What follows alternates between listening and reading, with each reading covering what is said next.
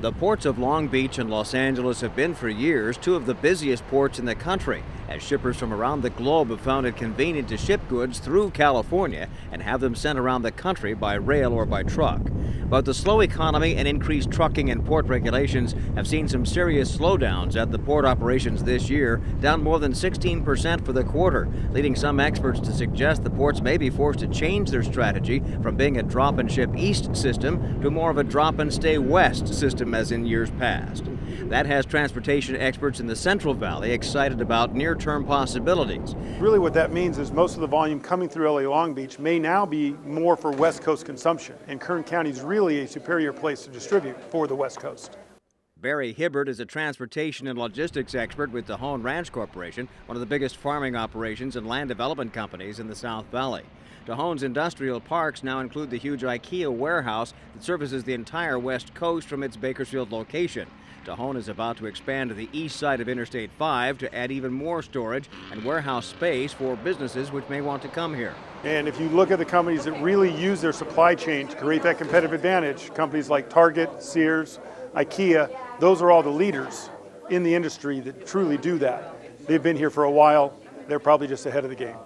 To capitalize on that concept and to showcase some of the facilities that now exist in the southern Central Valley of California, the Kern Economic Development Corporation, along with other Central Valley EDCs, put together a site tour for key players who may bring more business to the area. One such location was here near the Bakersfield Airport.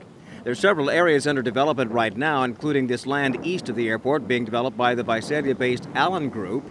Across the road, CB Richard Ellis is developing this industrial park, and the site tour stopped briefly so the out-of-town guests could get more information about land costs and square footage rents. Well, I agree with what Barry's saying, and I think that the Central Valley's got a growing population, and that population is going to need to be serviced, and so they'll need to be industrial and warehousing, and the logistics industry will continue to come up here as the population grows. So certainly. Definitely a viable opportunity for. How does it compare with the Inland Empire? Well, I think Barry pegged it right. This looks a lot like the Inland Empire maybe 15, 20 years ago. A lot of ag land that's starting to convert as the population grows, and there's a need for more and more warehousing up here. With the state imposing more and more restrictions on the trucking industry, there's a growing driver shortage now that could increase to shortages of 100,000 drivers by early next year. Hubbard told those at the site tour that one reason IKEA has been so successful since moving to Kern County in 1999 has been a more stable workforce that has been very loyal and does not move around as frequently as workers do in other areas. He says IKEA, Sears, and Target and others have found that by moving to the Central Valley, their truck drivers stay with them because they can go north to the Bay Area or south to San Diego and return home in one work day, which allows them to spend nights with their families, and they found that to be a key quality of life issue.